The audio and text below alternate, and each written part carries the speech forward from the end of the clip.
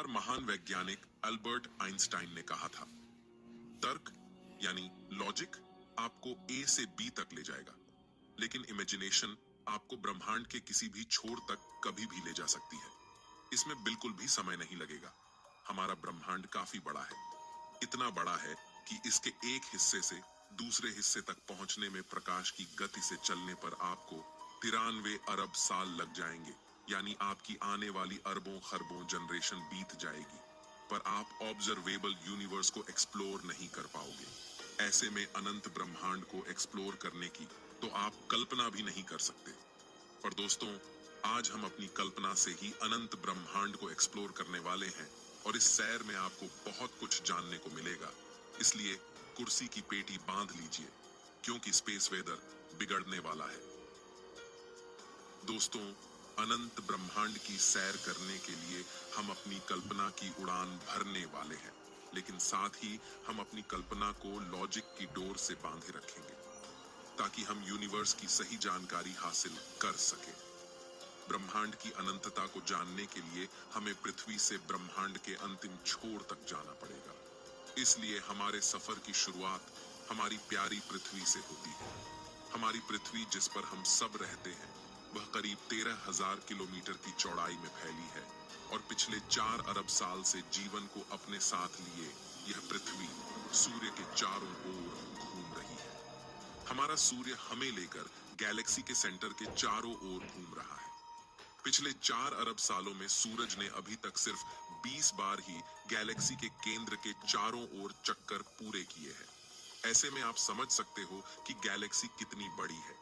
अगर हम पृथ्वी से सूरज की तरफ चले तो हमें 15 करोड़ किलोमीटर की दूरी तक चलना पड़ेगा। एक इंसान के पैदल चलने की स्पीड लगभग 5 किलोमीटर प्रति घंटे की है। अगर एक नॉर्मल आदमी सूरज तक पैदल यात्रा कर पाए तो उसे 3,425 साल लगेंगे सूरज तक पहुंचने में। लेकिन अगर हम प्रकाश की गति से चलें तो हमें सूर्य तक पहुंचने में मात्र 8 मिनट का समय लगेगा।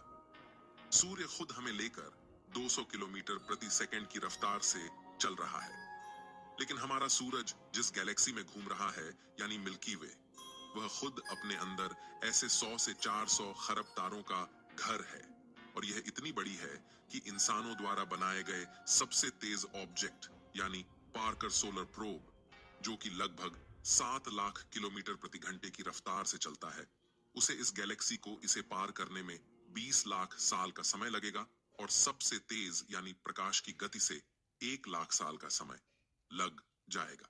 लेकिन प्रकाश से तेज गति संभव ही नहीं है, इसलिए हम अपनी कल्पना की उड़ान से आसानी से मिल्की वे के बाहर आ चुके हैं। दोस्तों, हम आपको बता दें कि मिल्की वे गैलेक्सी अंतरिक्ष में लगभग 600 किलोमीटर प्रति सेकंड की रफ्तार से चल रही है, यानी इतनी बड़ी गैलेक्सी ब्रह्मांड में कछुए की चाल से चल रही है। हमारे यूनिवर्स में करीब 200 अरब गैलेक्सीज मौजूद है और इन सभी गैलेक्सीज में अरबों खरबों तारे मौजूद हैं।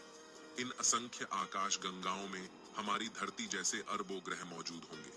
हम एक संभावना जता सकते हैं कि इतने अरबों गैलेक्सीज में एक ऐसा ग्रह भी हो सकता है जो बिल्कुल हमारी पृथ्वी जैसा हो और जहां हमारी तरह जीवन भी हो।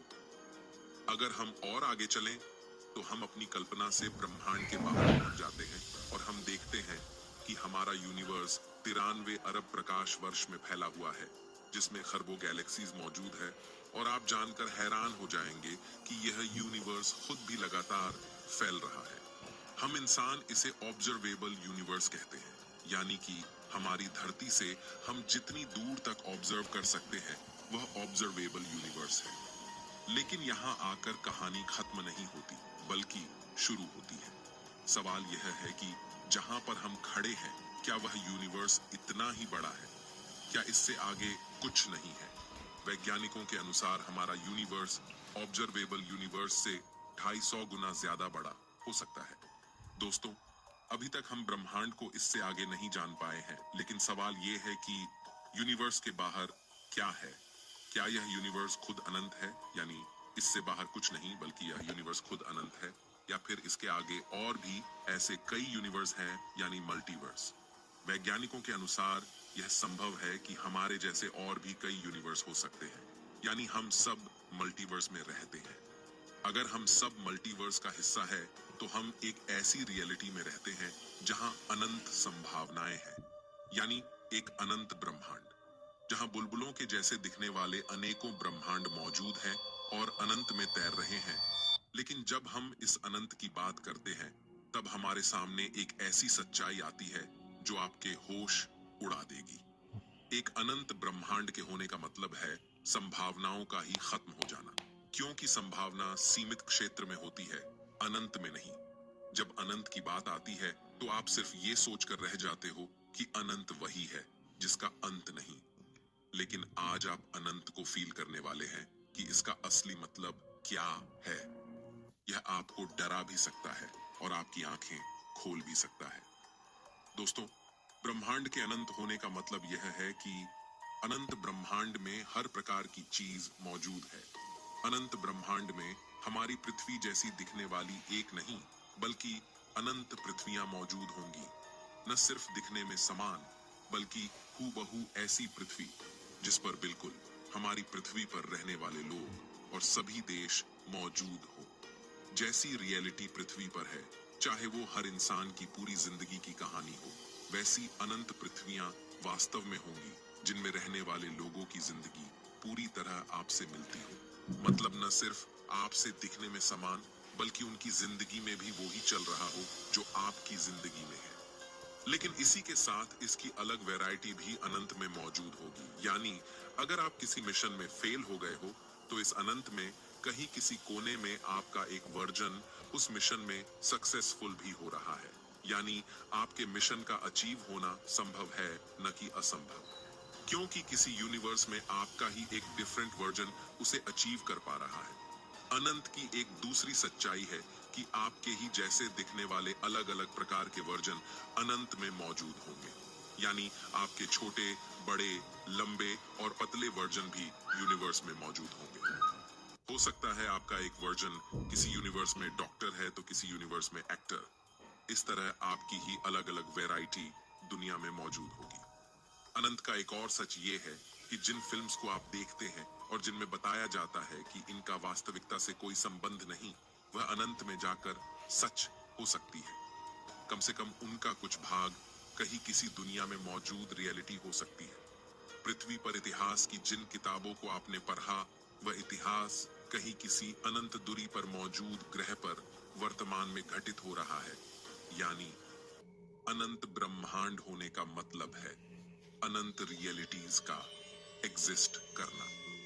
यहाँ आप जानकर हैरान हो सकते हैं कि अनंत में हमारा पास्ट, प्रेजेंट और फ्यूचर कहीं ना कहीं इसी समय एक साथ अस्तित्व में है। यानी जो आपका पास्ट है वो कहीं पर प्रेजेंट है और जो आपका फ्यूचर है वो कहीं किसी अनंत कोने में प्रेजेंट है। लेकिन अगर हम बात करें अनंत ब्रह्मांड में जीवन की, तो न सिर्फ अनंत में जीवन होगा बल्कि विचित्र प्रकार की इंटेलिजेंट लाइफ भी अनंत में मौजूद होगी। क्योंकि हमारी धरती पर जिस तरह लाइफ का इवोल्यूशन हुआ है, उसी तरह किसी अन्य ब्रह्मांड में इवोल्यूशन ने विचित्र प्रकार के जीवों को जन्म दिया होगा। अनंत ब्रह्मांड में ऐसा ग्रह भी होगा जहां चींटी के अंदर इंटेलिजेंस हो और इंसानों में इंटेलिजेंस ना हो। या फिर एक ऐसा ब्रह्मांड भी होगा जहां गधे में इंटेलिजेंस हो, क्योंकि अनंत में हर संभावना मौजूद होगी। अनंत ब्रह्मांड में ऐसे जीव भी होंगे जो हमसे ज्यादा इंटेलिजेंट हो, जिनके सोचने की क्षमता हमसे काफी अधिक और काफी तेज हो, जिस वजह से वो इतने पावरफुल भी हो सकते हैं कि वो अपने सूर्य की पूरी ऊर्जा का उपयोग कर पा रहे हो या एक गैलेक्सी की पूरी ऊर्जा का उपयोग करने में सक्षम हो। अनंत में ऐसे जीवों ने समय को भी समझ लिया होगा और वे एक ब्रह्मांड से दूसरे ब्रह्मांड में जाने में सक्षम होंगे। अगर उन्होंने प्रकाश से तेज चलने की तकनीक खोज ली तो वे टाइम ट्रेवल जैसी तकनीक में भी सक्षम होंगे। अनंत ब्रह्मांड अनंत संभावनाओं को सत्य साबित करता है। इनमें कुछ विचित्र संभावनाएं जिन्हें आप सोच सकते हैं वो हकीकत में घटित होगी। एक अनंत ब्रह्मांड में अगर मल्टीवर्स की बात करें तो कुछ ब्रह्मांड ऐसे भी होंगे जिनके नियम हमसे बिल्कुल अलग हो, जहां इस ब्रह्मांड के नियम लागू नहीं होते, जहां मैटर की जगह उस ब्रह्मांड में एंटी मैटर भी मौजूद हो। विज्ञान के अनुसार ब्रह्मांड रैंडमनेस के चलते अपने आप पैदा हुआ है। और ऐसे में इस रैंडमनेस की वजह से कुछ ऐसे यूनिवर्स भी फॉर्म हुए होंगे जहाँ के कांस्टेंट हमारे यूनिवर्स से अलग हो, जिस वजह से वहाँ के नियम भी इस यूनिवर्स से अलग होंगे। तो ऐसे में अनंत ब्रह्मांड में ऐसे कई विचित्र यूनिवर्स हो सकते हैं जिसकी हमने कल्पना भी नहीं की हो। वैज्ञानिकों के अनुसार हमारे यूनिवर्स की एक सीमा होगी, क्योंकि ये एक निश्चित पॉइंट ऑफ टाइम में पैदा हुआ है, लेकिन यह भी एक अनंत का एक छोटा सा हिस्सा मात्र हो सकता है जिसे हम पूरा यूनिवर्स मान बैठे हो। इसलिए वैज्ञानिक यह भी मानते हैं कि एक अनंत ब्रह्मांड कभी पैदा नहीं होगा, बल्कि यह हमेशा से था, है और हमेशा रहेगा। इसे बनाने वाले किसी क्रिएटर की भी कोई जरूरत नहीं होगी, बल्कि यह एक सेल्फ सस्टेन्ड एग्जिस्टेंस का हिस्सा होगा। लेकिन अब एक सवाल जो आपके मन में चल रहा होगा, अगर ब्रह्मांड अनंत है तो इस अनंत ब्रह्मांड में हम इंसान किस वजह से मौजूद है? आखिर हम यहाँ क्यों एग्जिस्ट करते हैं? हमारा मकसद क्या है? इस अनंत के सामने अगर हमारी कोई हैसियत नहीं है तो इसके होने का मकसद क्या है? हम इस ब्रह्मांड में काफी छोटे हैं, ऐसे में इतना बड़ा यूनिवर्स हमारे लिए आखिर एग्जिस्ट ही क्यों करता है? यह सवाल वैज्ञानिकों के लिए सबसे बड़ा सवाल है।